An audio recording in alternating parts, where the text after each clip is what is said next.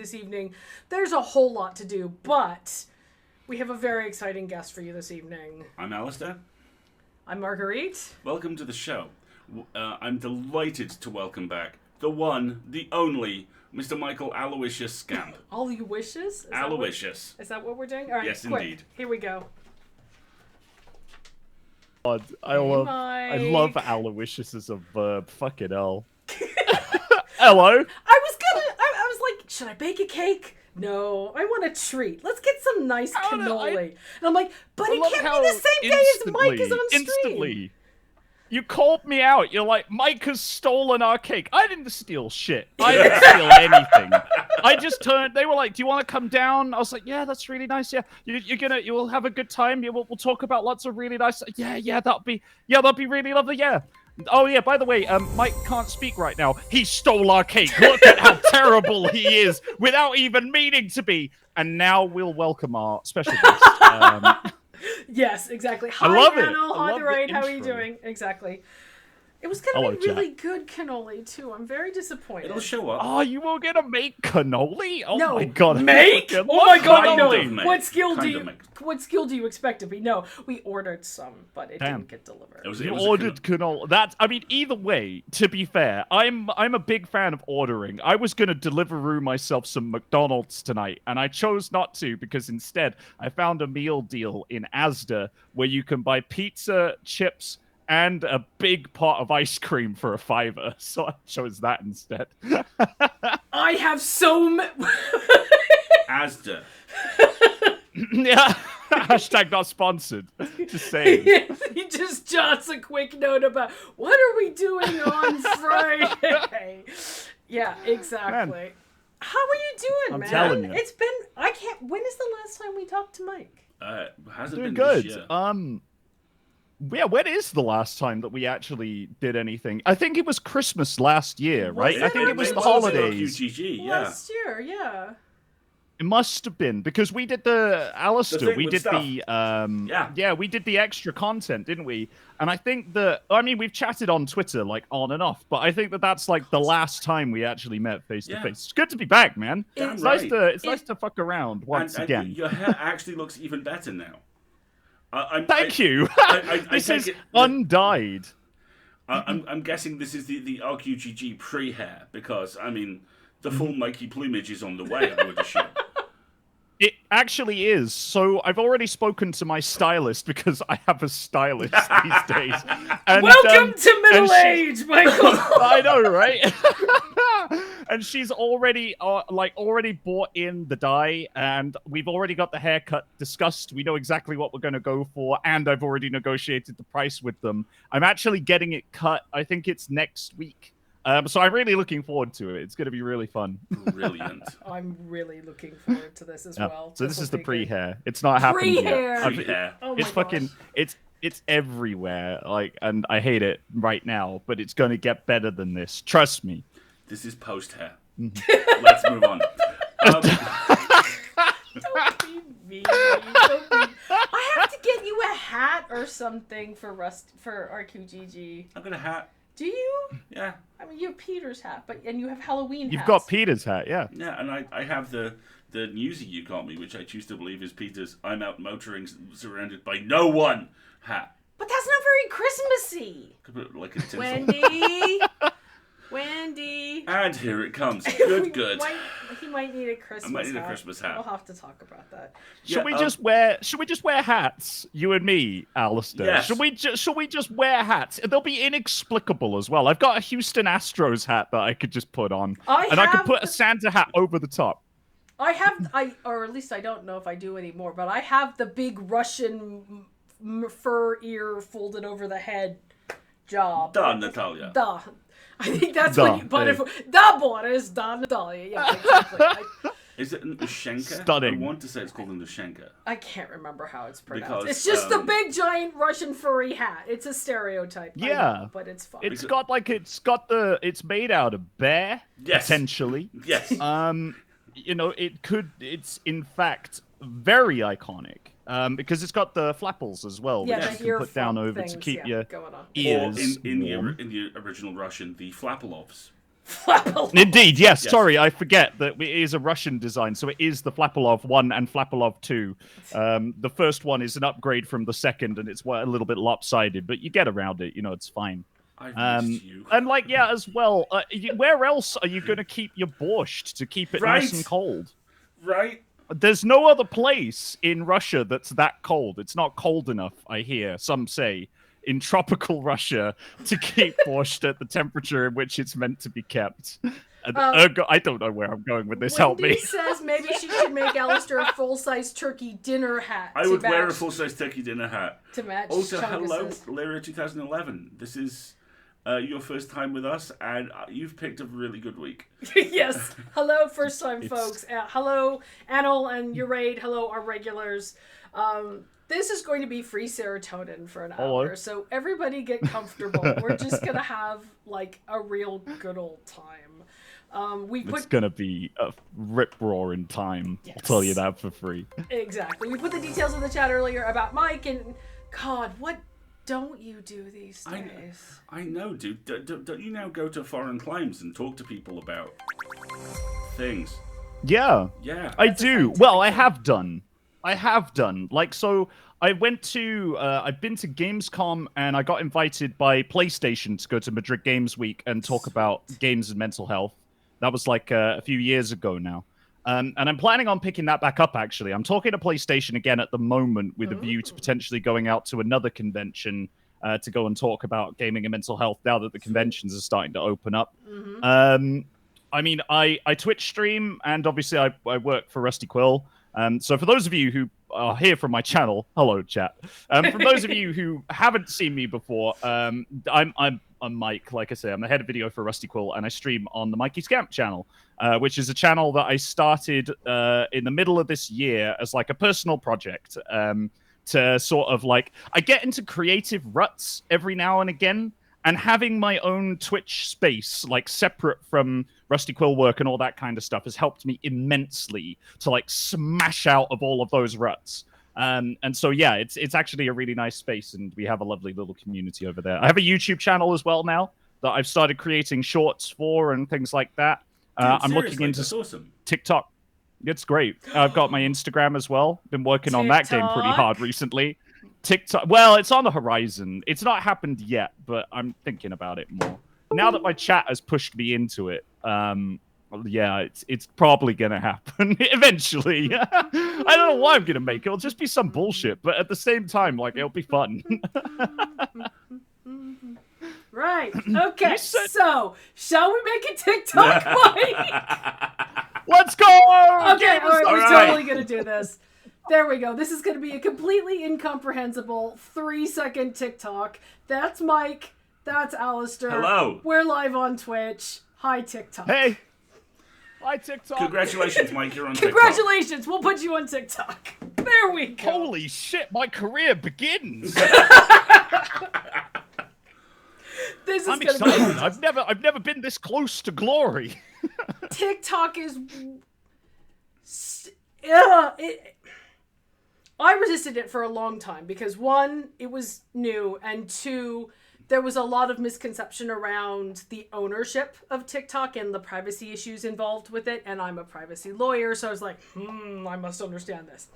Then she actually does that as well as him. Yes, and so then we... There is this wonderful RQ fan community, and they feed people like Alasdair and you such wonderful treats, and it becomes so easy to just do little... Okay, so the way I think about TikTok is, you know how when Twitter started, the kind of the positioning, the way we would describe it as, think about if you could text to the world. If everybody could read your text messages. So now TikTok is, what if everybody could see your Instagram stories? It's literally those little tiny videos. Exactly. That's a really good way to put it. Yeah, exactly. And now it's what I do for 45 minutes before I go to sleep at night. It's what's new? I want to see. As a long time kind of fan of comedy, that's the nerdiest thing I've ever said. Hello, I enjoy laughing. As a student of comedy, because at various times in my life I've had jobs which have basically had people go, "Be funny." TikTok is home to some of the just most randomly fantastic, I wake her up laughing content I have ever encountered. There's there's a kid on there I'm kind of fascinated with at the moment called Dobbs Does Voices, who looks about 14 and sounds like me. And I can't work out whether he's an elaborate fake or not, because he claims his voice just broke overnight, and now he's incredibly deep voice. And he sums it up as, last night I went to bed and I was like, okay, Mom, good night. And this morning I came downstairs like, Mother, I desire pancakes. And there is just something inherently hilarious about this baby-faced kid who sounds like Darth Vader. And it's full of stuff like that. It's full of things where you're like, I'm laughing and I don't know why and I can't stop. And I kind of Ali, I get it, man. Have you seen the cat with the incredibly deep meow? I have not. Oh my god, it's amazing. I get you, because this happened to me as well, right? I was sat in bed, I think, and I was scrolling. I found it on YouTube. I'm fairly confident it's on TikTok as well. And basically, it's this cat that's on a countertop, right? And it's just this guy filming on his phone, he's like, oh, look, here's my cat. And then, there's no sound at all, apart from, the mechanical hiss of, an air extractor. And then all of a sudden, this cat just goes, whoa. Oh my god! Meow. And it's like, and then this guy is just like, yeah, this is my cat. As this cat's just going, meow. It's like, he has a voice that's slightly deeper than other cats. And the comment section is just like, he has a voice that's deeper than most grown-ass men. Like, he's the Barry White of cats. There are two videos that I go back to whenever I'm feeling really shit and I just want to laugh. That is one of them. You have to and send the it other to one us. is Lord of the Walk. Which is also incredible, in my opinion.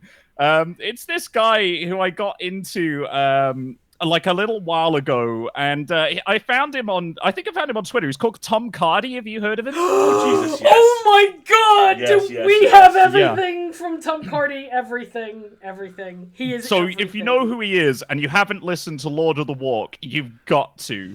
You just have to. It's the funniest fucking shit. Well, in my opinion. In my opinion, it's the funniest fucking shit ever. Is that what the name of the song is actually called? In this household, that is the "This is my book, motherfucker" song. That's yes. Yeah. This is my book, motherfucker. Get that weak-ass bird shit out of here. It's so good. Chat. Tom Cardy is an Australian comedian musician who may or may not be trapped in his basement. Yes, we're not quite sure. We're not sure if he just started 100% trapped in his basement. He looks like he's trapped in his basement. He does. So we're not sure if he started this as a lockdown project because there were no live gigs or whatever. But he is this brilliant satirical musician who does tons and tons of fun stuff. Big Breakfast is his. The Lord of the Walk is his. What's that other one that we really... There's so many of his that we love. His most recent one involves the need to sleep for 8 hours, as expressed by a terrifying, unblinking, eyeshadow-wearing demon who plays electric guitar at you. He did a collab with another singer about the human centipede. That's all I'm going to say. Oh my god, yes. Red Flags. Flags. That's such a good one. And the other one is about... I am not a cop. What's that? The GameStop's businessman. Yeah. Yes. Oh god. Oh my god, we could talk for a whole hour about nothing but Tom Cardy songs. There's one bit, right? There's one bit that makes me cry laugh every time, and that's the beginning of Lord of the Walk. And I've shown this to many, many people just because I laugh. And then they laugh at me laughing. They don't laugh at the video. They laugh Welcome at me. to modern content creation, right? Exactly. Literally. It's brilliant. He's just like, so I think I speak for everyone in the room when I say, it's very nice to meet you, Mr. Tolkien. And he just goes, okay. every time I piss myself laughing. And everyone around me is like, I don't even think it's that funny, but you know what? Fine. He's into it. So... I know. And then it keeps going. And what happens next? Yeah. They walk. Oh, it's so funny. Oh Oh, I The love it phrase so "hacked much. by It's please" stupid is- shit like that makes me want to be a content creator. Because Yeah. I see shit like that, and it's so inspiring. Man. It is, and yet at the same time, it's like almost trying to make an industry out of genies in bottles, isn't it? Because you just never know what's going to connect with an audience and what's not going to connect with an audience, and like the line between trying too hard fake affectation and genuine pants wetting humor is invisible. You can't find it. There's very few people who tread that line well. Another person who does it really, really well is Seth Everman. Like, Seth Everman, or the bald man from Spain, he has had so many bangers. At this point, it's just ups all bangers. Like, his rendition of, like, Billie Eilish and, or my personal favorite, his one of The Weeknd, is like, it's iconic. It's had like several million views on YouTube. I wouldn't be surprised if it's in the billions. But this guy only posts like once in a while, and then he'll drop a video and it'll get 50 million views like overnight. It's incredible. But you're right, he has the same kind of weird silly humor where you don't know how it's going to come across until it's out there in the world. And one of the things I love as well is how some creators on there have embraced the ridiculously small time you have to build these glorious running gags. There's a pair of Italian brothers. Oh, God. Who, across the last year or so, have done these people failing to understand Italian food. Hold on just a second. The chat is yelling at you that he's No, I from say Spain. I was meant to say from Sweden. not Spain. Yes. He is from Sweden. Yeah, he's not from Spain at all. Okay. Real-time content correction. Thank you for the link, Wendy. Appreciate it. Oh, Seth Spain. Everman from Spain. Mike TM geography. You know, okay. my geography is Expect awful. to get I actually globes had for it Christmas, in my head as Michael. well. I know. I had Sweden in my head, with and for an some S. reason I said Spain, and now that's out there in the world. God. Oh my God. It's Hilarious. fine, dude. Hilarious. No one saw.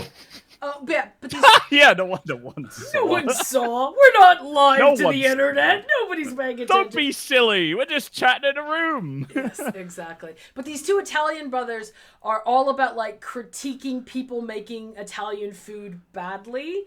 And then when lockdown, it wasn't lockdown, it was the World Cup. Yes. When Italy started progressing into the like quarterfinals and the semifinals, people from the countries of the teams opposite of Italy would do all these videos of them like mangling spaghetti or splitting it in half, and the brothers would retaliate with like their native. They did something horrible to Bangers and Mash, I think, against the English team. The best things they did was someone would do food crime, and one of them would just stare into the camera, and the other one would come up, step out of shot, and come back with a crucifix. And the brother would go, "No, the other one," and he'd step back out and come back with a slightly larger one.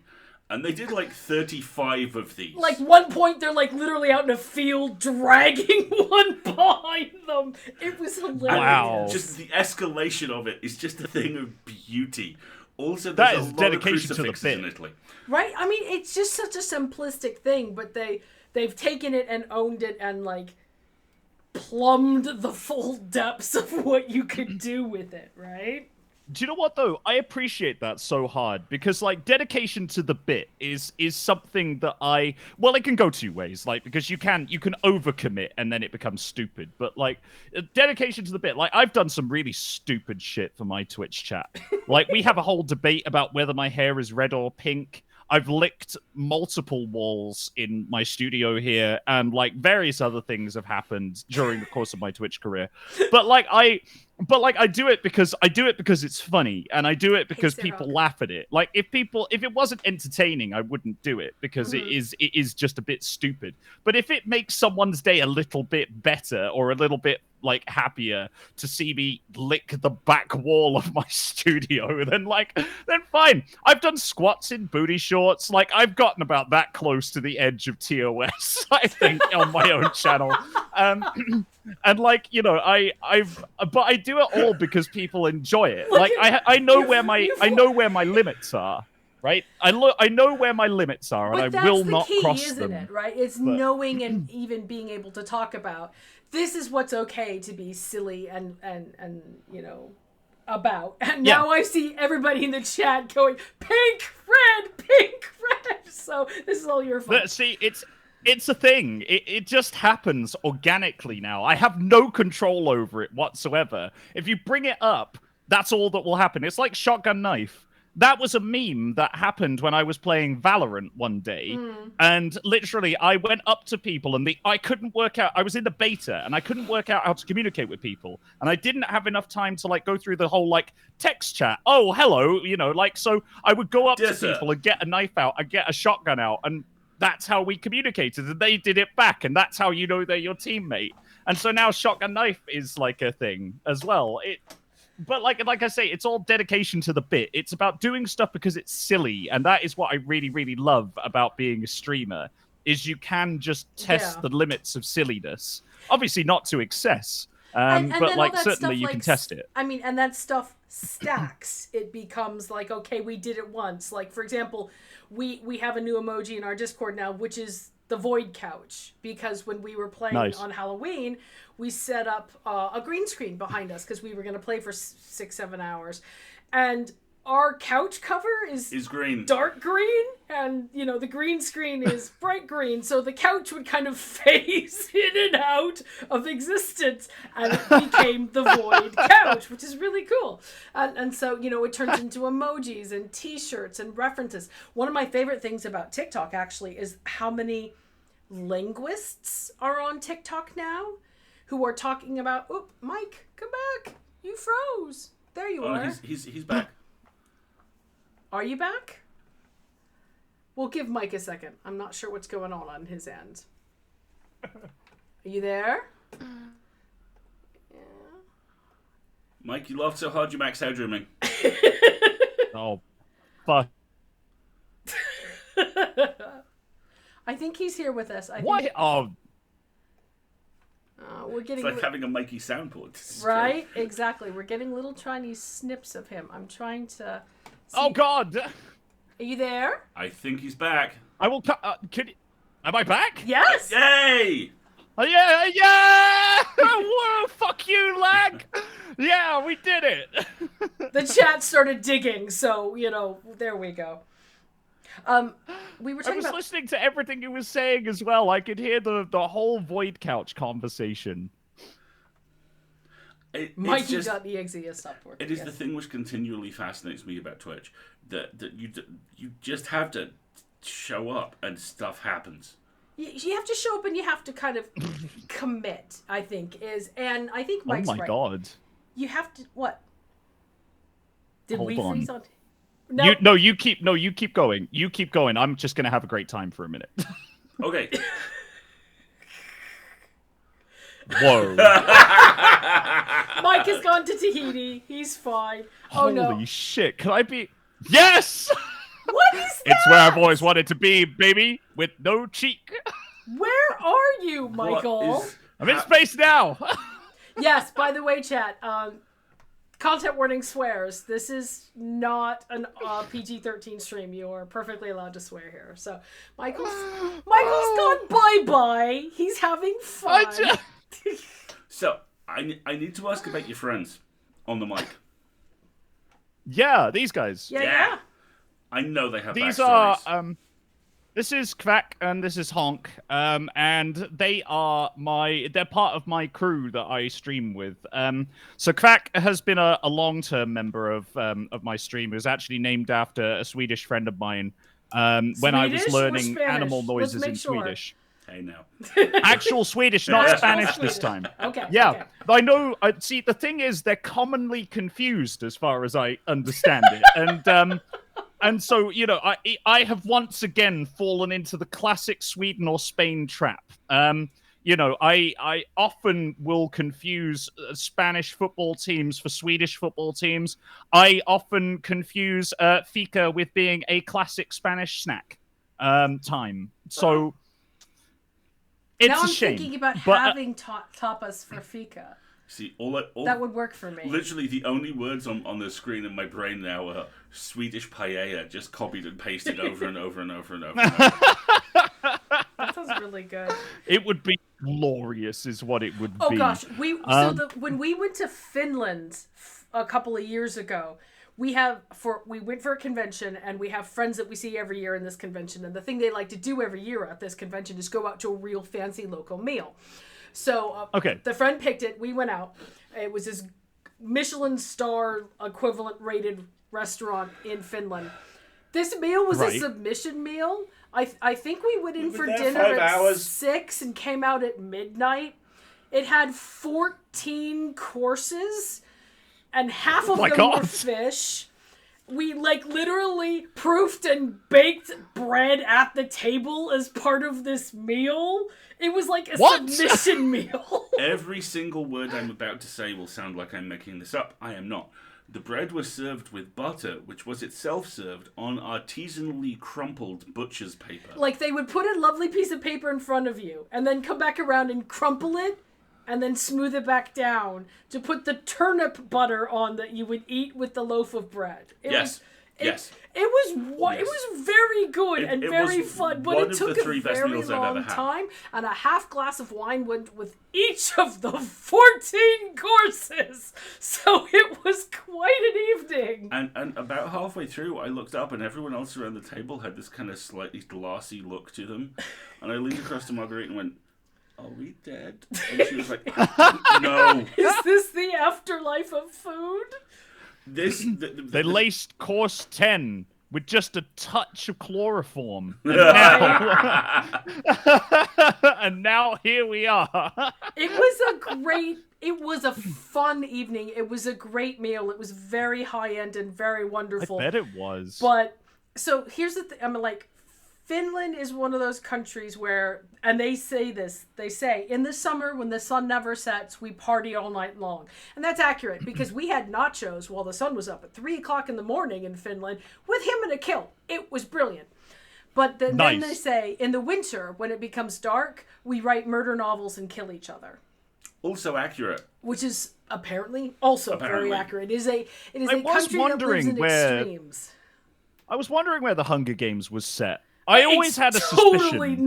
It's totally in northern Finland or Sweden. Absolutely. Wow. And Helsinki's amazing because all the architecture is Russian brutalist architecture, because this is a peninsula that's changed hands many times over its history. So there was a reception at City Hall, and I remain scandalized that the mayor did not demand my badge and my gun.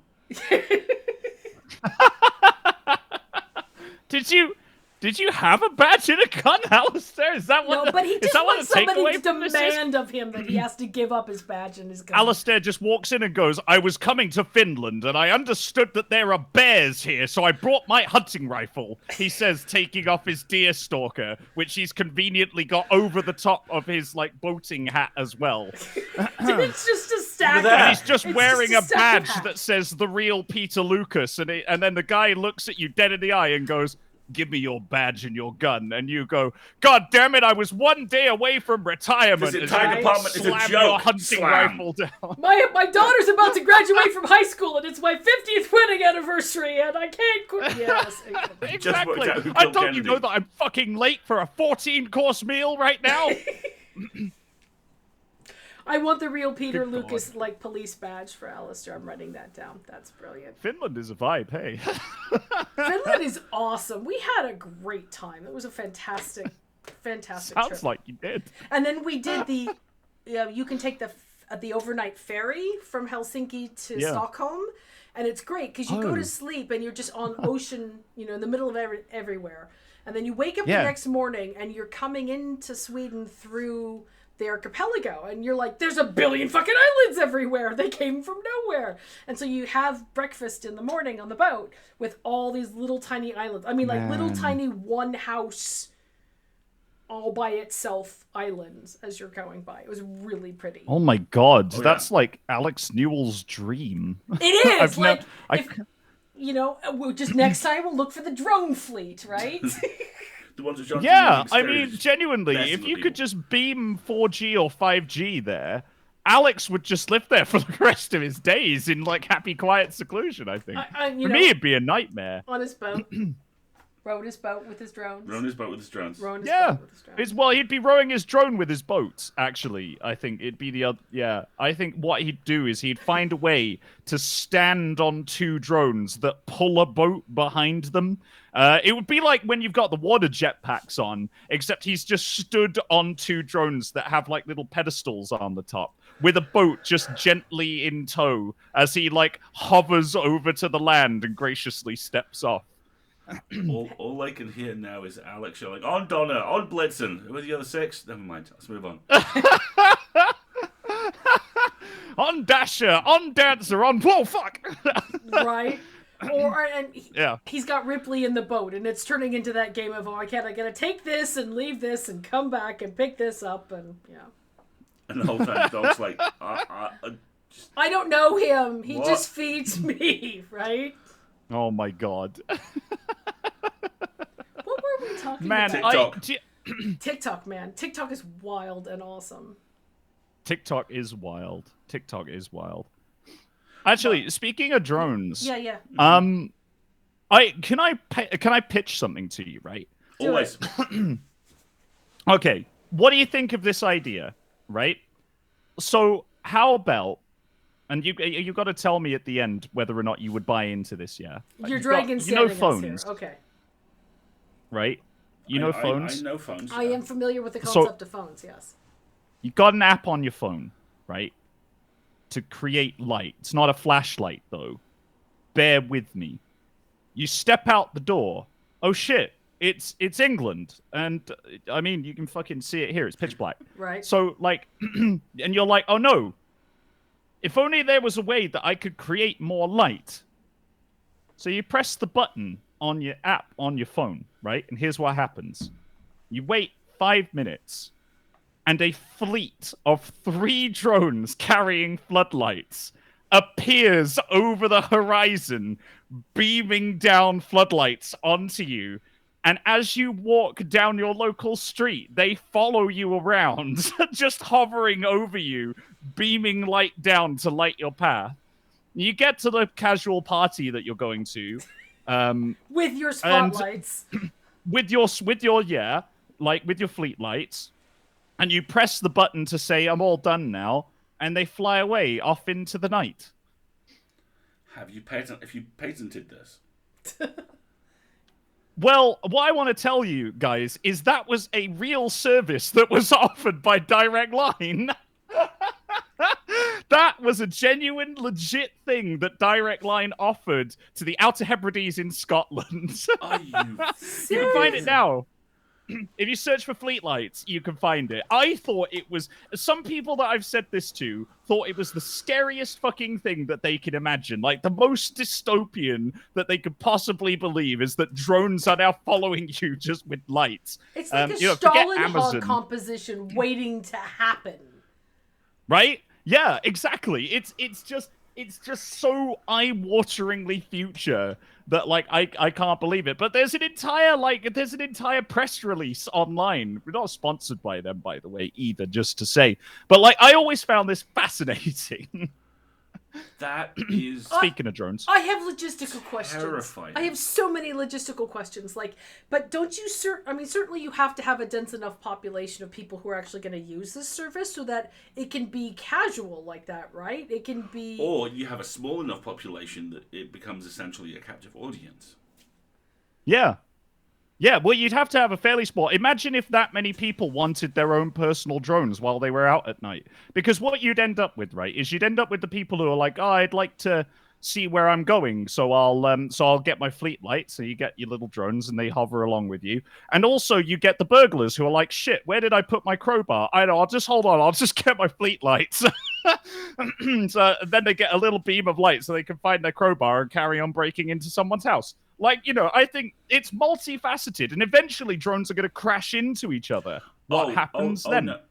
We can get ahead of this. I'm going to say 3 words, and they're a license to print money. Drone Fight Club. It's just a matter of time until Rock'em Sock'em Robots comes to its inevitable conclusion. Oh my god. Drone Fight Club. Or you bring back Robot Wars, but you allow drones, but you put them in with ground-based robots as well. And suddenly, Because that's one of the rules of Robot Wars, is you can't have anything that flies. But suddenly, Yeah. it could be like the early days of mixed martial arts, where you're like, this guy's a boxer. He's wearing one boxing. He's dead now. You know, I just... Alasdair, Marguerite, you put the boxing gloves on the drones. Of course and you you do, give them right? like a Of little course you do. punching motion, and that's it. It's Drone Fight Club, but actually with like little boxing gloves with little mittens. It's like Mario Odyssey. It's a Pixar movie waiting to... No, look at your face. It really is. Look at your face. You could call it Drones and put a Z at the end. That's your title. Ship it, cut it, print it, guys. This is it. If you're listening to this and you're a Right. filmmaker, pay me. I want to know if, like, Naomi and Mick and Patty from St. Kilda are like, crap, let's go revise that scene real quick. Drones. I'll be honest with you. starring The Andy only way Samberg. that I feel that would work is if Lawrence Fishburne voiced one of the drones. Like the Salt of the Earth veteran drone is like, kid, I remember when all of this was nothing but a CPU and Yeah. a box. Yeah. Slick. And Lawrence Fishburne and Morgan Freeman's there as well, narrating over the top of everything else, right? So you've got Morgan Freeman doing the overarching narrative. You've got Lawrence Fishburne there on the side, who's the constant help and support. I don't know who the main lead would be. Andy Samberg. It's an but Andy I think Samberg movie. It's an Andy. it could be Andy Samberg. The really terrifying thing about this is there's actually historical precedent for it. Well, there's also a lot of reenactors who are out there using spears and falcons to take drones down, so... This I is, like the Falcons. Yes. This historical precedent. The Hebrides. You're giving me that look. Can we- You use the word precedent, so skeptical face is coming on. Okay. You can proceed, counselor. In the run-up to I believe it was World War II, a German scientist who had rockets for reasons. German reasons. Yes. Legitimate German reasons. Decided that the best possible thing that he could do was try and solve the mail distribution problem in, I believe, the Hebrides. With rockets. Yes, his idea was really simple. The central post offices for the network of islands would have, and let's be fair to them here, a launch pad. So you would load the packages into the rockets and fire them at the islands which had deliveries. And I'm hoping that the idea is that the rocket would make a soft landing, and then you basically recover it, and then the rockets would be either refueled and sent back, or they would just be reused and sent back to the central post office. I am You can loving look this up. This is a real the thing. gaps. I'm loving the gaps in this, where Step it's like, one, so we'll fire the rockets. rockets at the islands, Step and then two, I mean, we'll probably recover them, but Step three, then they'll fire it back. perfect. Right? Exactly. No, that's I just bet you- logistics, right? You got fucking Elon Musk somewhere who's just like rolled over in bed. Rubbing his trousers suggestively. Like, oh, rockets. Shut up, Elon. No one likes you. Literally no one. Shut up, Elon. Go back to Tesla. Talk about electric cars. Oh my gosh. Oh man. Funnily enough, I think wherever we go with this idea next, I think this is the future. I think that this could Personal be. drones? I think that this could be it. Well- Well, not even personal drones. I'll tell you what, though, the Renault Twizy, for me, was the beginning of the personal drone What is era. this? The Renault, not sponsored by Renault either. The Renault Twizy is my Google it if you don't know what this is. Google it right now because I want to see what your facial reaction is. And I'll also tell you that they made an F1 variant of this car. You at home as well. I'm talking to you. Google the Renault Twizy right now. Take a look at this piece of glory. I was going to fucking buy one of these. I was going to put a deposit down on one and pay it off on finance. That was before I started working in the arts. But they are glorious. Like, if you made one of these self-driving... Oh my... Haven't That's I it. seen... Who... Is it electric? What is that? Yeah, it's electric. It's fully electric. And it was designed as, like, it's a two-seater. It was designed as a personal vehicle that you could just bob around in. And I think if you make those self-driving, you are onto a winner. Seriously. Winner, chicken dinner. Hydrate. Don't dehydrate. There's a Good 4x4 lord. variant of it. Look Yeah, at of those course big, there chunky is. tires. Yes, because what I need course in my there is. two-seater bicycle with a heavy windshield is to go off-roading. Chat. Do you want to know as well? The doors on that car are a 400-pound optional extra. Otherwise, it comes with no doors.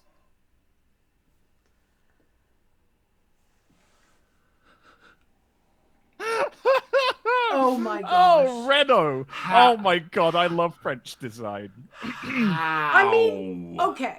Let's be generous. I love it. Look at the boot. Look at the little boot. I know it. Can you believe? For those of you who don't know, right? For those of you who don't know, what we're looking at right now is essentially, if you can imagine in your mind a bar of soap and put four wheels on it and sort of curve the front, that is a Renault Twizy. This one has a spoiler!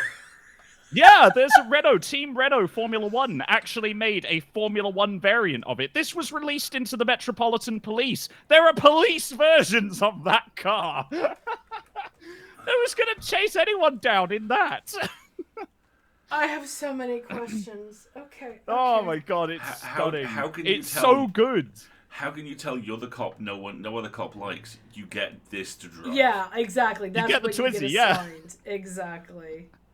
Man, I was so going to buy one of these. I am Why? scandalized you do not. Can you imagine? Right, okay. Picture the scene, right? Marguerite. Picture the scene. Okay? It's the London Podcast Festival. Okay. They have a ramp that goes up to the entrance, and it's totally flat inside until you get to the escalators. Michael. I, with my name down the side and racing stripes, cruise into the festival hall in my Renault Twizy, park up at reception, casually flip the keys over to the receptionist and say, "Parker, good," and then just walk down the stairs into the festival bit where we With perform. your floodlights coming out of the car behind you, one of which is holding a little boombox over its head with a piece of music, right? Okay. My first question is, do you spring for the doors? Or do you just Tokyo drift in and hop out as it comes to a halt? My second question... No, oh my god. Yeah, what you do is you don't spring for the doors. You turn to the escalators, and then jump out onto the...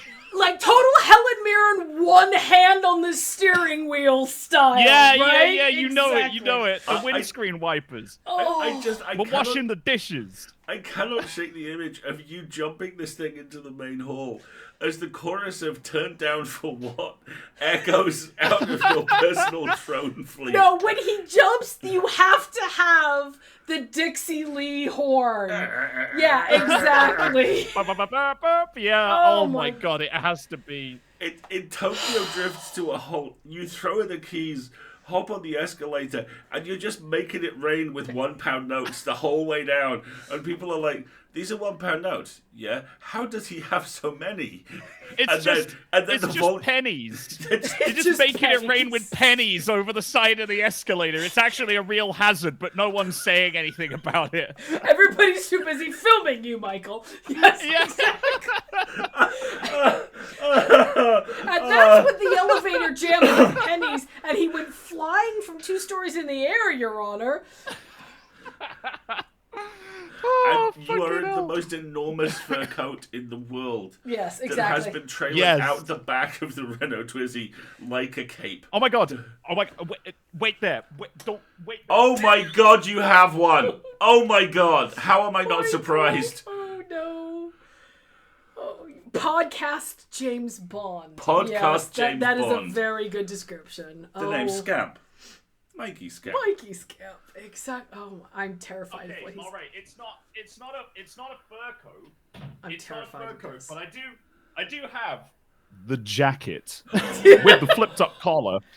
There we go. We'll just rock up out of the truck.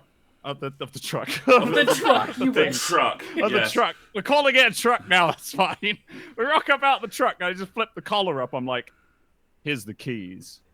Treat her good. making it rain with pennies down the escalator. And then just like throw the jacket off and like launch it across the thing into nothingness there. And then you just sort of like sit down at your panel table and you're like, begin.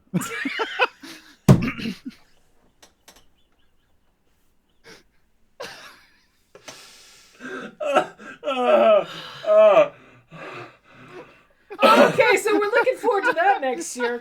That's going to be fantastic. Mike, this has to happen. It just does. It has to. This is what Grandpa We'll start I'll saving speak for to your Renault. bail money now. It'll be brilliant. I'll speak to Renault and I'll see if I can get one. I know someone who has a drone. I could just like tape a torch to it or something. That's fine. We'll get permission to fly it in the podcast hall. I can get pennies. That's not a problem. That is the most podcast sentence that's ever been heard. I can get pennies. It's no problem. Guys, I don't know if you know, but I'm kind of a big deal. I can get hold of pennies whenever I want to. Wow. Up to 100. Up to 100 of them at a time. Long as the shop's I know. open. Yeah. Exactly. Exactly. Excuse me, can you change this for pennies? We hate you so much. No, you don't. Don't hate the player, hate the game. Smoke bomb. Yeah. As the horn goes off again. Don't hate the player, hate the game, and then turn down for what? Just kicks on. Oh. Again. Can't stay for long. My whip's parked outside. Mike, your whip is electric. My whip is parked outside. You'll find no, because I'm too British. I'd be like, yes, it's in the whip. My whip. And they're like, what? And there's like an ice cream van outside, and my Renault's next to it, and they're not really sure which one is which. And that's where it cuts to commercial, or like that's the end of the episode. It's like, which vehicle are you going to get back in and drive away, right? And the answer is yes. The answer is always yes. Oh my god, yeah. Well, yeah, at the exactly. the next episode starts. You're like in the park with a whippy, and like you don't say anything about it. Yeah, just No. It's just plain silence as birds chirp in the background lightly, and it's just you sat on the bench licking your Mr. Whippy, which has the Renault logo on. just spray painted on there. It's yes. Yeah, yeah. This is going to work. This is going to work. This is totally. I feel good going about to this. We've got this comedy gold here, guys. That's true. I have whiplash. I literally have whiplash. I'm like, oh my gosh. Mike, It's 'cause we the need whip we too need to strong, make this baby. happen. We just do. You know, I mean, if nothing else, I can think of no one on Earth more deserving of a small but perfectly formed fleet of drones following you down the street, ensuring you're always well lit and your theme music is playing. And speaking of well lit, God. let's segue to Instagram. Okay. Go for it. I've spent an hour talking about this bullshit. And that was an amazing segue, Thank Alasdair. you. I've Thank derailed you. this for 45 minutes. Thank you. Because obviously one of the most important things about getting your Renault Twizzy, whatever the fuck. What did you name it? Yeah, What's obviously. the car's name? Come on, Mike. Live it. What's the car's name? Yes! Live your truth, Michael. Oh my gosh, you froze. Oh, man, if I had a car like that, I'd call it like Gary. And that's what I'd have like printed across the back. People Gary. would think my name was Gary. I could understand where the confusion comes in, but at the same time, yeah, I'd have a custom license plate that's GRY111, baby. That's it. Grew one. Perfect. Yes, Compose Well Witch, thought through. this has been entirely train of consciousness. Yes, it has. Yeah. Yeah, Welcome. like the Instagram question was like our opener. And here we are 50 minutes in. Hey, should we ask about Instagram? Okay, all right. Look, okay, Ali, focus. I'm Seriously, so sorry. seriously. You did do this. You did ask me. You said let's talk about Instagram, and then we carried on talking about this, thus continuing the derailment for even fucking Breathe! longer. Oh my gosh, you're gonna die. Breathe. There we go. Okay, breathe. Oh my The chat's God. talking about pancakes. What? Like everyone's having a great time. The serotonin stream is going very, very well. I think we're all just fine. Oh, we're all fine Mike, here. this is even How better are than you, we could have Chad? dared hope. Oh my goodness. Gary the car. See, but now I'm just thinking about, like, okay, so, chat, one of the things we had tried to get kind of together is to figure out some kind of monologue or scene that Alasdair and Mike could do, because they you know, the last time they did something together was the Rusty February Quill, was the Rusty Quill. the bonus giving. stuff, the Mike and Peter Yeah, stuff, yeah. and so we were trying to get together some kind of play that they could do, and we couldn't find anything that was right Gary and out of Carman. Oh my goodness, Sally. Gary Carman. Gary Carman, Gary Mike. the car. Gary Carman. Gary Carman. That's an RQ Streams reference as well. I Oh, fucking it is. love that. Yes, very much Gary so. Carman. But we couldn't find something that would work. So we're like, oh, well, we'll just ask Mike about streaming and, you know, becoming an Instagram supermodel and why he's not on TikTok yet. And here we are an hour later marinating in serotonin, everyone. So needless to say, shenanigans is very optional this evening. So I think we'll all be very good. So, Mike, focus. Yeah. Yeah. Okay, I'm focusing. I'm not going to say anything. I won't say shit. Sure you are. Sure. Okay. Instagram. Instagram, Mike. Instagram. Go. My Instagram is currently full of pictures of me with a beard being cozy and comfortable. And it has been for a little while now. I've been perfecting my Insta game. And I've been working on phone photography and sort of like working out shot angles and working out effects and all that kind of stuff.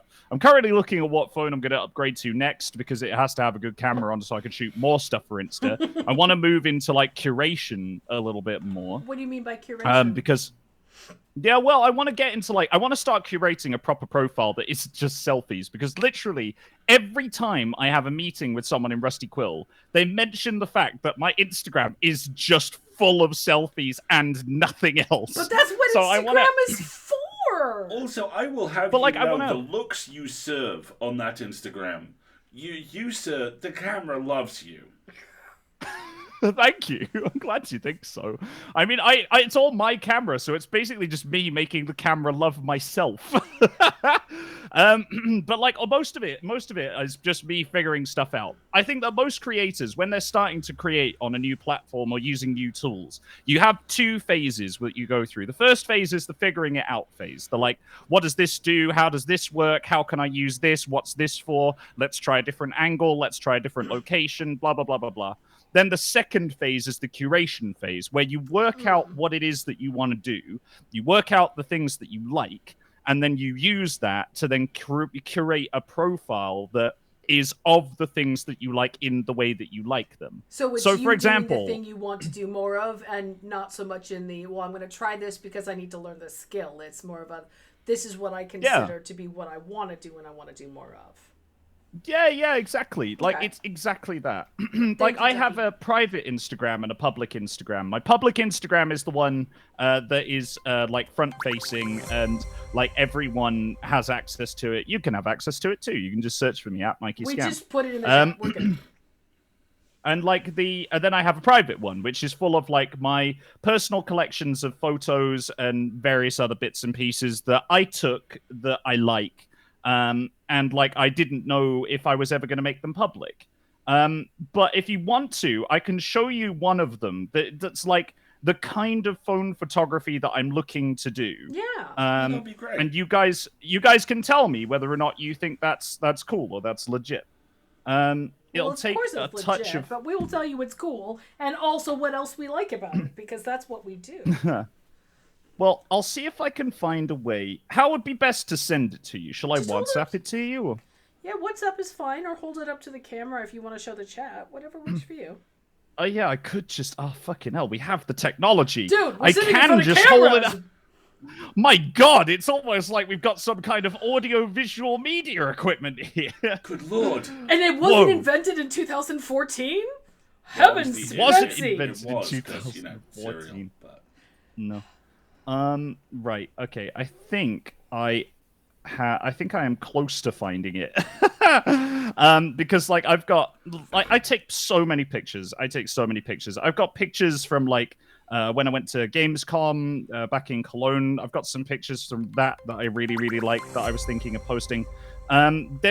I'll show you this one then. So I went to Zurich at one point because I was Nice. doing a talk out in Zurich.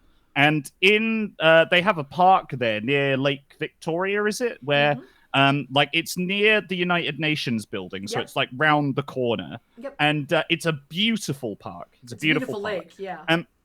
Yeah, it's a really beautiful lake too, and they do some really great food there too. Just to say, and me and the guys that I was with at the time, we went for a walk because we wanted to get out for a little bit. Like we were on the work clock, and we just wanted to go and get some fresh air.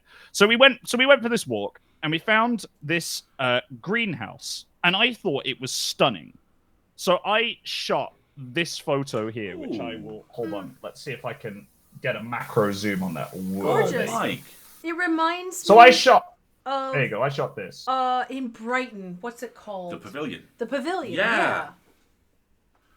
And like a lot of the photography that I tend to shoot, what I really like to do is I like to have people in the shot for scale, and to give the photo a little bit of relevance and a little bit of perspective.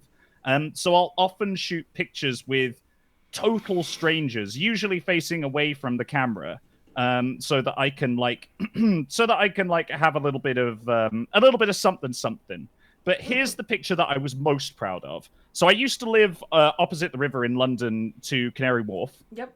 And one day I was out in the morning because I was going to an early morning meeting, and I snapped. Where we go? There you go. This shot. Holy here. shit. That's good. That's really good. There you go. It doesn't do it too much justice on here. So, like, these are the sorts of where are we? So kind of there like we are. Pull that focus. Landscapey sorts of things. Yeah, I love it. I genuinely love a little bit of landscape photography. So this one, for example, like I say, was one where I was literally just by the side of the river, and I just shot it, and I thought it was really cool. But I've not posted it publicly because I did a load of reading about how to post on Instagram and all that kind of stuff. And it's like, well, you need to build a portfolio of things that match, and then you can start incorporating new stuff and blah, blah, blah. But I'll probably make some of this public at some point. You guys can be the judge if you want to. Or see what you think. Well, we talked about this a little bit before the stream started as well, and we like cut the conversation off because we thought we would talk about it on here. One of the goals that Alasdair and I have for next year is to come up with hobbies that we will not be motivated to monetize. It's something that we can just do because we love, and that more importantly, we want to specifically be able to do something that we suck at. At least that's for fair. me. We both have that, overperformance, must be really good at it, must make money on it, or it's not worth my time kind of training instilled in us. And so I really Creator training. Yeah. Yep. Latchkey kid training, gifted and talented kid training, Surviving in the capitalist hellscape, which one day will murder us all training. Yeah, exactly. Yeah, exactly. Yeah. I'd rather swim than sink training. Yeah. Exactly. So, I mean, a good friend of ours, who hasn't been on the stream yet, actually. I don't think we've had Mer as a guest. She's a really well-known, talented, very successful author.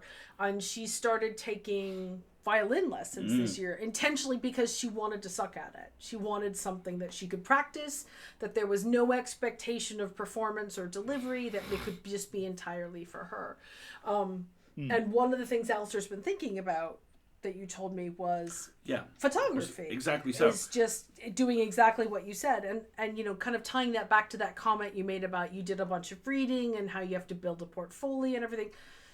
I would argue that that's the exact opposite of what you want to do. If this is what you want to do because you love it and you enjoy it, then don't try to do anything that's going to make it popular or discoverable.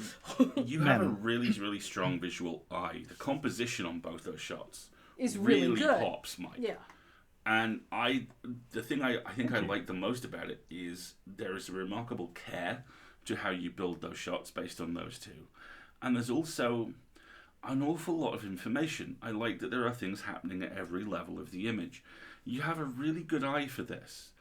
And I don't want thank you. I don't want you to hear that as you have a really good eye for this. You should sell them. You have a really good eye for this, and you obviously love it. So do more of it. I mean, you don't. Thanks. I mean, to be honest, I started doing Instagram stuff literally because I just wanted another outlet. Like what happens, right, is I get bored and frustrated. And when I get bored and frustrated, I create something. That's just the cycle that I go in. I get bored and frustrated. I spend a bit of money. I buy in a few props. I'll go and do a shoot. I'll post it on YouTube. I'll make something for Twitch. I'll post something on Instagram. I'll do something on Twitter. And then that's it. Like, that's my, that's my, like, my release at the end. And it sort of calms me down a little bit more. So I started doing Instagram literally just because I was like, well, I mean, maybe people will like the photos that I take because I love photography. It's more of a hobby thing because I'm definitely a videographer when it comes to publication and work and things like that. Like, I filmed the London Marathon before. I filmed face-to-face interviews before. I've shot with the BBC before. Like, I've done all of that sort of stuff, and I know that I love it. So, like, for me, I know that video is where I want to be. But photography, for me, has always been a bit of a pet project. Like, I watch a lot of videos by people like Peter McKinnon, who you may or may not have heard of on YouTube. He's one of my big inspirations for going out into the field and shooting, like, some really dope photography. And I have equipment that I can do it with now. Like, I saved up for years to get the camera that I'm now using to talk to you guys on, through various other means. And Rusty Quill, like, I've gotten my hands on another camera which I'm able to just sort of like go out and shoot with. And sometimes I love just going out into the wild with a camera and just shooting a load of stuff. Like, I was one of the things that I never published was just before the UK lockdown happened, the first one, I actually went to central London because I was bored and I was frustrated. So I grabbed my camera, I grabbed a monopod, I grabbed a flash, and I just headed out into central London. And I filmed empty streets, as in, like, Regent Street, Oxford Street, Piccadilly Circus, empty, all of them. The only people that were there were camera crews and me. And I have footage, raw footage, of all of those locations empty in the middle of the day. Yeah. And I told myself that I would go back and I would edit all that footage and I'd make some stills out of it and I'd do a load of other stuff, and I just never did. But I'll tell you what, like, after this, I'm actually feeling really inspired. So if you guys would like to see that, I might just edit it all and stick it on my Insta. You should. I would love to. Also, if you haven't seen this, there is a video for a Rolling Stones single, of all things, called Ghost Town, which was obviously recorded at distance in lockdown. And the video for it is videographers in 5 or 6 cities across the world filming empty streets. And the way that it's laid out might, even if it's not something where you go, oh, I want to do that, but it's something where you go, I'm not doing that, that sucks, that might help in your process. Yeah. So I'll send you the link. Yeah. No, send me the link. Yeah, I would genuinely love to see it. Like, I watch so much stuff on the reg, which is inspiring to me, so that it motivates me to continue doing what I'm doing. Because when you work in the arts and when you work in creative industries, you have to be self-driven. It's just one of those things that you have to be. Because otherwise, it's too easy to spend all your time comparing yourself to other people and saying, "Well, I'm not that, and I'm not." Oh my God! Yeah, imposter syndrome is baked into the industry, isn't it? I mean, I was wondering when we were going to swing around to imposter syndrome, because you can't talk about the arts without talking about imposter syndrome. Yeah, exactly. It's just impossible. Exactly. But like, if we're talking about it, I'll give you the piece of advice that I gave to my housemate. My old housemate, Sarah, she was an aspiring writer. And she worked for a publishing house. I'm not sure if she still does. But she's always been an aspiring writer, and she's written short stories, and she also was in the process of writing a novel. And what she would do is she loved books. Like, she's been reading since she was very, very, very young. And her father and her mother both encouraged her to get into reading in the literary arts. Yep. And she would read Neil Gaiman, any Neil Gaiman book. I mean, she was the one who encouraged me to read Good Omens. In fact, Good Omens Sarah, is the if you're most watching you this, Gaiman book I still ever. have the copy of Good Omens that you gave me. Just saying, which I've read cover to cover, and when I spoke to her, she would read a Neil Gaiman book, and she would say, "I'm not good enough." When you have people in the world who can write like that, Okay, and that's I like said, Sarah, how will you ever know if you don't write it that people don't think your work is that good? Yep. that's like being a painter and going into a museum and seeing a masterpiece and saying, "Oh well, I give up. I'll never be that good." Yeah, that's what I said to her, basically. I said, look, I don't watch like I don't know, a Francis Ford Coppola film and go, oh, I'll never be a director of photography that's as strong as that, therefore I should just quit. Yeah. No, you try new things. You find new things that you like. If you want something, you go out and get it. If it makes you happy, you go and buy it. Like I buy a few lenses every now and again if I can afford them, because fucking hell, lenses are expensive. But I'll go out and I'll save up and I will do things to actively encourage myself to get out in the field and keep shooting. Good. Because eventually you're going to shoot something that you're really happy with, and then that's where you stop. That's when you put that project down and you say, that was good, let's move on to the next one. And that's the point, is to find what you're happy about, what you connect with. The world doesn't need more people to be Neil Gaiman. We already have Neil Gaiman. The world needs you to be you. Yep. To bring your experience, your perspective, your voice, your history, your art into the world. For real. Yeah, for real. Like if I looked at I occasionally, for research purposes, look through the top Twitch streamers in the world and in the country, to see sort of like where I rank, where like other things rank, and like when you start looking at numbers, like they just blend into nothingness, because we're talking about numbers that are insurmountable. Like you cannot perceive the popularity of someone who has 50 million subscribers, for example. You just can't imagine that many people. That is a country. A country subscribes to them. It's bigger than a country. Like, it's ridiculous. That's bigger than the population of the Netherlands, I think. Which is like, it's just absolutely nuts to conceive. And I look at people like that, and you cannot allow yourself to start thinking, I need to stop now because I'll never be that good. No. You'll never be that good. That's true, but that's because that's not you. Like, you bring something else to the table, and that is what people will like, and that is what people will enjoy. So don't be them. And keep in mind that 50 million isn't all about that person.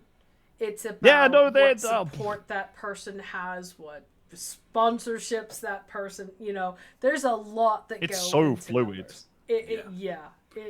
It's so fluid. Very much a big thing. Exactly. Yeah. I'm really glad that you brought that up. Firstly, because it's deeply inspiring and it resonates with basically everything I do on a daily basis. And which sometimes feels like screaming into a void. We know that. I mean, that is what we do. I regularly yell. Into microphones, alone in closets in the dark. It's a really weird profession, man. Constantly. It's really, really odd, and I love that you've articulated the point about you get to that point where you're like, this will never be any better than this now. Okay. And the thing which I've spent the last couple of years working to get past is my version of that is when I look at something and I feel nothing. And if it's come out of my head and I'm like, okay, I have no emotions at all about this, or if I look at it and go, this makes me slightly uncomfortable because of how I'm wired and because of my creative upbringing, that's actually my version of, no, this is great, walk away. And the thing which I'm trying to do is rewire my creative process so it goes from, I'm dead inside, it is time to press send, to, fuck yes, motherfuckers! And it's going all right. You gotta find joy in the work, because the work is what there is, and everything else, success, connection, critical recognition, completely outside of your control. 5 years ago, I made a stupid gag about what my newsletter would be if I had one, and 50 people went, I'd read that. And today now is its 1,200 people read that, and it's its 5th anniversary. Hey! And it has a Hugo nomination. Yeah, and it has a Hugo nomination. So, Yeah, and you got. I saw when you got nominated for the Hugos, man. That was nuts. Hey, That's thank you. That's very cool. And yeah, I can't talk about anything about that without sliding down the slope into self-deprecation, which none of us are going to do. Yes. So 5. for the big dog. woo! All right. Exactly. Yeah, man. Yeah. We've been going about an hour and a quarter. So here's my suggestion. Why don't we take All right. a 5-minute break for the chat and let them get up and stretch and hydrate and all that good stuff. And then, Mike, if a good you're idea. up for it, we have some pet-related shenanigans we could read together when we get back. You up for it? Oh God, how could I say no? How could I say no? Of course, I'm going to say yes. Don't be silly. That sounds Yeah, I'm in. brilliant. Yeah, I'm All in. right. Outstanding. That sounds great. So We'll see you in about 5 minutes. So, folks. all right, chat, why don't you get up and take a stretch, get a drink. We will be back in a couple minutes, and we'll do some shenanigans. All right? Sounds good. See you, chap. See you in a few. Bye.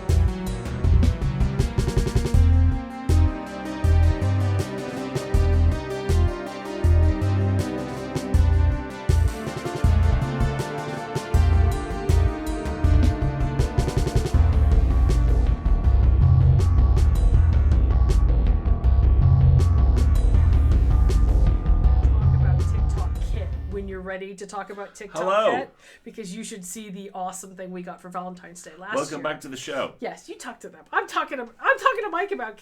Why? Wait, you're on the wrong screen. Yeah, we're back. There we go. We're back. There now. we are. You're good. All right. We'll do it live.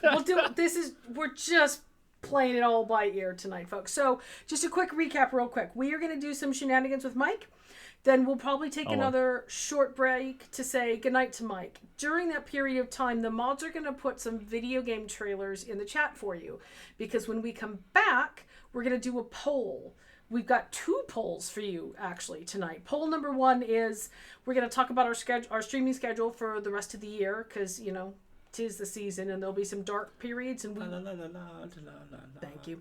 And we want to get you said rest of the year, and I was like, what the fuck? They plan their streaming schedules a year in advance? And then I was like, no, wait, Mike, it's the middle of November. There's like 5 weeks left. Well, maybe we do already have like 6 months of guests already locked in for next year as well. Nice. Yes. Nice. Yes.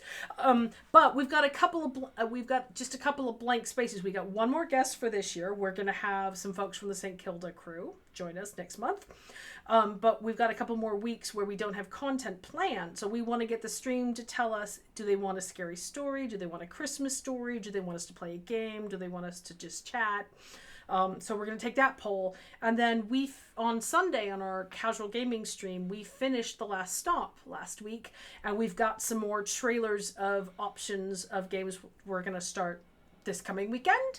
So the mods will put the trailers in the chat for you when we say goodnight to Mike, so that you can go and watch them in advance if you want when we run that poll and you vote. So there we go. There's the rundown. Fuck. What? Damn. It's organized. I love it. Hi, Mike. Have we met? I don't know. Have we? Well, and Jenny. Jenny and... Actually, do you know what?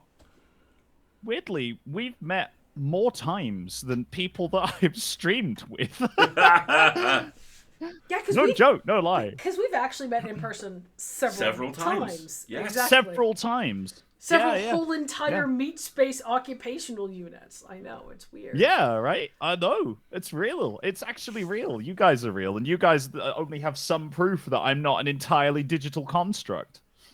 You're not an entirely digital construct. I think we've stolen each other's French fries. People who've stolen each other's French fries can't be digital constructs. That's a Wookiee life debt. Those right are Wookiee there, life debts. You know? Yes, exactly. Exactly. All right. So, shenanigans coming at you, chat. Well, before we do shenanigans, we have to set the stage for the shenanigans. Because the shenanigans this week are themed. And they are themed in honor of Mike. And they are themed in honor of what Wendy put together for Mike. Michael, brace yourself for this. You are not ready. I'm not. I haven't even looked at anything yet, let alone I am unprepared in every conceivable way. Michael, you know who Chungus is, right? Oh yeah, I've met Chungus before. Have you not seen but... what Wendy made? I'm gonna put this up there for Isn't that cute? Oh! Isn't that amazing? you. Is he not the cutest? No way! Wait. Oh my god, that's amazing! So I'm showing this to Mike, right? So this is the lovely Damn. little chunglet that Wendy... Chunglet?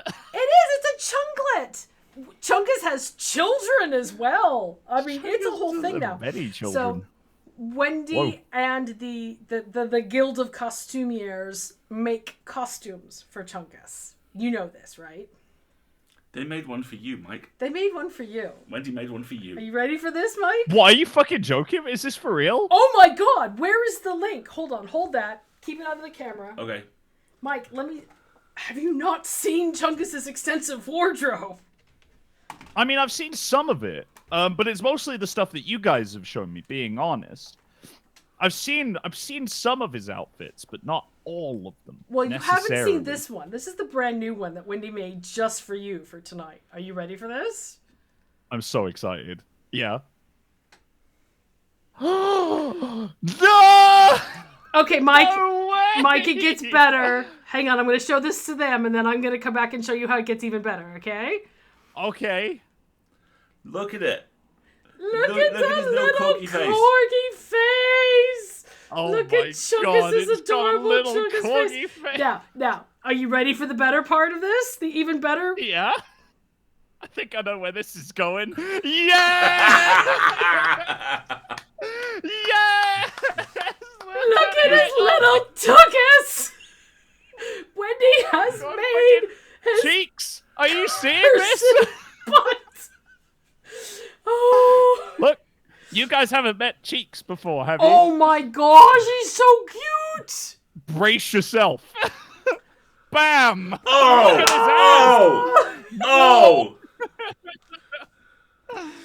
Baby Oh my got gosh. back. This is adorable. Oh, man. We have like full on Chungus corgi butt going on. A very good thing. I'm so fucking enamored with that. That's Is nuts. it not Thank you, like Wendy. the most adorable thing ever? So we took some like very artistically lit boudoir-esque photos of Chungus this evening, and they will be in the Twitter stream show notes after the stream. So Oh, good lord. Damn. Wendy has named this Buttocks the Chorgi. And I'm sure Buttocks the Chorgi will be an emoji sometime very soon. That's perfect. That's perfect. Oh my god. So, with that as the setup, Jenny, our amazing Twitch producer, has selected the following for shenanigans, which is a adorable Tumblr post that I'm going to read the first part of, and then Alasdair and Mike are going to take turns reading. So, All right. brace yourselves, y'all. A world where humans have no innate magic, but our pets do. Cat magic is pretty raw, and they mainly use it for getting into places they're not supposed to. They can be trained if you're patient, and will sometimes do favors for their owners out of the blue, but only if they want to. Dogs have been bred for specific magic over the centuries, and each breed can do certain things. Showing off your magic is an essential part of a dog show. Horses come in horse, Pegasus, and unicorn, each with their own magical talents. Fuck knows what birds can do. I don't trust birds. Nice. So why don't you read one, and then Mike will read the next one. Okay. For an Yeah, go obvious on, Ali. example, Take it. Dalmatians have been bred for fire magic. A properly trained Dalmatian will run into a burning building, and all the fires around it will go out. Caution is necessary, of course, because they can also do the opposite. Uh-oh. Their favourite toys are often a bit blackened, and puppies must be kept in fireproof surroundings, with extinguishers in easy reach. I don't know if Alasdair wants to have a full-size I would Buttocks the wear the Chorky crap hat, out of the but Buttocks I the do. Chorky hat. I want Alasdair to have that for sure. Man, can I have one too? Oh. Can we have matching ones? Oh my god. Okay, I'd Wendy. wear the shit out of that. Wendy. It could be like the Russian hats. Yes! Russian corgi butt Yeah. hats. Oh god, what cursed A thing. Shawshanker. A sure. A Shawshanker Redemptioner. I'm so ready for it. I'm so ready for it. Can we make it so? I think we're. Be a thing. I think this could be a thing. Yes, pick corgi, yes. Yes. Oh no. Oh the. Oh my god. All right, Mike, you're up. All right. The Pekingese magic is camouflage. They can change color to match whatever they touch, whether a blanket, a mossy rock, or even a reflective mirror. This ability originally enabled them to hide in a robe, so that their owners could take them into places where dogs were technically not permitted. The classic image of a Pekingese is of it sitting outside a building, appearing to be part of the stonework, until it reveals itself to growl at an intruder.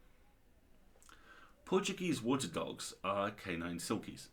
In deep enough water, they transform into curly-haired seals, and when they climb back out and shake off, they turn back into dogs. That is adorable. Stunning. All right, Mike, you want to read cats? Go on then. Cats are often thought to be selfish and troublesome. Quote, Gary Catman, end quote. To only use their magic for themselves. Again, very Gary Catman, and for random but odd favors. My God, this rings truer the more you read. This is not the entire truth, though. Cat magic is largely watch and ward, which is only observable in what does not happen. Cats are known to protect sleeping humans from danger simply by being present. Their lamp-like eyes terrifying everyone in a 50... Oh, no, sorry, that's not what it says. Their lamp-like eyes acting as a sort of ne pas possible upon the possible intruders, from pests to more deadly threats. Pit bulls, over the ages, were bred to emit magic to calm children and help them sleep. Oh, I love pitties. Collies can multiply themselves for a short time to corral animals. Valid. St. Bernards turn into snow and can feel where an avalanche is going to happen hours before the event. Anatolian shepherds can shapeshift into other animals around them to blend in. Go. We did this on purpose, Mike. This is for you. Corgi magic is banned in most public areas, baby! And one of the few dog magics not to be demonstrated in show. Allowing your corgi to perform magic in public can be punished with up to... What the fuck? With up to $1,000 in fines, even before the costs of the damage to people and property. It's the power of the padonkadonk. I love how they don't even go into detail. They're just like, it is so wrong, it's not allowed. It's too much butt for people to handle. Too much butt. It needs an OnlyFans. Jesus Christ. Golden Retriever magic is sometimes considered Disney magic, as they typically attract waterfowl and game birds, if you know what I mean. This is not always the benefit one thinks it will be, as some lines have a penchant for attracting swans. Oh, nice. Some, however, attract vertebrates of a different sort. One remarkable individual was given an honorary degree in wildlife biology for her prestigious ability to attract frogs and toads, and is currently hard at work in Costa Rica. Nice. Fuck yeah. Fuck yeah. Hashtag I would die for that fictional golden retriever scientist. No, you must live for her. She demands it of you. How else would you be able to appreciate all those great amphibians she keeps finding? Is this Ursula? Is this Ursula as a golden retriever? Oh, it could be. Oh, do you want to read that'd be nuts. about a sea woofer. A sea water woofer. doggo. A seal. Oh. I know, right? A cat's protective aura gets stronger in response to affection and respect. If you bond strongly enough with one, you can actually feel the magic working, soothing fear and anxiety. They also work in dreams, catching and killing nightmares. Some can do this from several rooms away, while others like to work more closely and will sit on their owner's chests or heads while they sleep. I want to see that. I want to see the art of cats like hunting nightmares in somebody's streams. That sounds amazing. Not the fucking cats around where I live. Right? Good lord. We've got Gary, Dave, Jeff, and Archie that are all street cats that live around where I live. We don't know what their real names are. We just named them this by looking out the window. And Gary and Dave only come to be fed chicken, and then we never see them again. That's literally the height of the interaction. That is peak cat. Right. Hashtag yes, please to all of this. Why don't you read Rat Magic, because that gives Mike the second and the fourth. Cool. Rat magic, a mysterious multiplication of something, food or other valuable resources generally, can be pretty handy if you don't mind the nibble marks. Beagle magic is mostly low-grade telepathy, which is very handy for coordinating a pack hunt, but also makes individual dogs prone to neuroses. Some cats, like their behaviour of presenting a prey, also sometimes present their owner with a small magical favour. Sometimes this involves a transmuted treat. Sometimes this involves a clumsy owner growing whiskers. That sounds stunning. Awesome. And finally... What the hell do corgis do that's illegal for them to do their magic in public? What don't they do? The magic of the butts. What do the corgis do? Twerk. They're just like, ass Corgi twerking. I want to see magical my corgi God. twerking. Let's make it happen, create chat. the quake that only corgis can create. This was adorable. Thank you so much for finding this, Jenny. We really appreciate it. Thank you, Jenny. Oh, Oh my Fucking love god. this. poor Wendy. She's probably man. right now going, do I really have... She's trying to figure out how to make the flap works, you guys. Because you wanted to make it the Russian hat. How are the flaps gonna work? The butt cheeks. Yep. No. I see. I was thinking either the butt cheeks or potentially you could have it as like the little leggies. Because corgis have like 4 little nubblies. And so you could have like the 2 nubblies front and back with just floof in between, little nubbles. Yes. Kind of like yes, Kirby. Yes. Yes. Yeah. Yeah. 'cause, You know what I mean? You can see where I'm going with this, right? Yeah? The Yeah? flaps have The stubble Sorry, nubbles. Wendy, I'm so sorry. The thing is, Cheeks Demonstrate. has no Do feet. science. Do Start with your science! piece. Right. Go, do the science. There's no evidence here of the nubbles. Oh, wait, hold on. I have biscuits. My other corgi. Your emergency backup corgi. As you can clearly see here and here, in fact, does have feet, but less of a floofy backside. And so here you can clearly see the size of these would make the inner and outer of the flapples, but Like, here this is the would flap, be filled like- in with fur. I like this. Point I it like where on- your head's at. Put it on your head in a way that demonstrates how the hat would work. Okay, look, I'm gonna do it now. So the main aspect, hold on. The main aspect of the hat would be across the middle. But from a side view, look, you can clearly see from my kinda headphones like here. this, yes? You've got like a yeah. yarmulke going on here. A corky yarmulke. Exactly. It's see, look, this is what would then create the flaplets on the side. But ultimately it would all be in yellow and well, not yellow, like orange and white. And floof. You're all welcome for those thumbnails. There you go. Okay. Good day. Yes, see, you gotta be able to take off the tour you go do. Yes. Oh, Lord. Oh, it is a cursed thing, and I'm sure it's going to happen. And You know when we talked earlier about committing to the bit? I'm not sorry at all, Salia. I'm not at all sorry. This is it, baby. Oh. Commit to the bit. Yeah. Committing to the Love it. bit. Let's go. Committed. Fantastic. Oh my god! Oh wait, hold on. Uh-oh. Look, I have another corgi. Late breaking corgi. Just This just in. Over 2 here. fingers. It's very serious. Yes. it's this just in. Yes, Now, look, exactly. you can see the size of the littlets here with tail. So that's what I'm trying to get to you. Is what I'm trying to convey is they don't have to be long. It can just be Vestigial. Vestigial little flaplets. exactly vestibles. I learnt that word in Alien Isolation.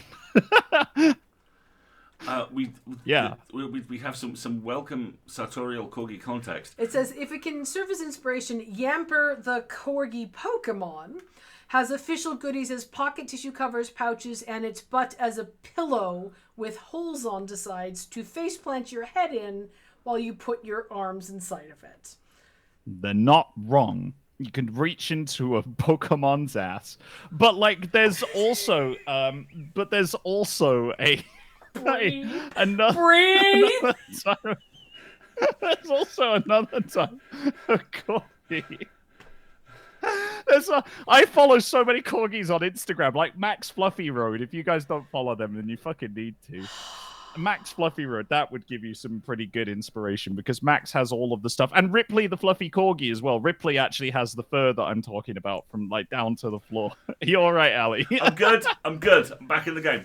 Are you sure? Yeah. Yeah. Are you aware of the word tan? I am now. I'm English. We don't get them very often, but like it comes He around does. once in a He while. can faster than I do. It's not fair. It's Swarthy Islander. Swarthy Part Islander. Viking. Not fair. Nice, Just nice, a V. nice. It's not fair. Just all right. Folks, we are going to take another quick break and say goodnight to Mike. And then, like I said, the mods are going to put some video trailers in the chat for you if you want to watch. And then we're going to do some polls and wrap all of this up and go to sleep on a gigantic cushion of corky-shaped serotonin. If we could stop laughing long enough to actually make it work. Mike, this has been exactly what I anticipated. A wonderful, delightful, wonderful evening. Thank you for joining us. We should do this Thank you for again. having me, man. It was great to be here. Like, one of these times we should do this and, like, play games. Like, yes. we, maybe not Among Us. Again, that was... Okay, let's not talk about the bodies. But we should. That was a time. That was a time. That was a time. It gets quoted to be I'm all sure the time. Where's the body, Mike? All the time. I am both very sorry and not at all sorry. It was one of the most iconic Among Us plays that we've ever done. It was. And I was just so happy to be a part of the. I mean, what I said. I've watched that footage back like 5 times. What I said was bullshit. So you were totally right to call me on it, and I just can't believe it erupted into what it did. You watching that back and just the way that you go, I was right, kills me every time. It's like one of the best thumbnails I think has ever been of that video. Is where's the body, Mike? I just love that one so much. And I was so vindicated in the end as well. Oh my god. I know. Okay, we're going to do a quick break and we'll be back. Go watch some video trailers, take a stretch. We're going to kind of run late tonight, but it's all worth it. It's all good. We'll be back in a few, everybody. Follow me on Instagram and yes. Twitter. Oh, wait, let's put all your details into the chat again one more time. Tell folks where to find you, Mike. You can find me on Twitch at Mikey Scamp. You can find me on Twitter and Instagram at Mikey Scamp. You can find me on Facebook and TikTok at Mikey Scamp. And who knows, there might even be some content there in the future. Keep your eyes peeled. Fantastic. Sounds brilliant. Thank you so much, Mike. Good night, everybody. Oh, well. Good night, everyone. Mike saying good night. We'll be back in a minute. Yeah, it's fine. Bye-bye. We'll do it live.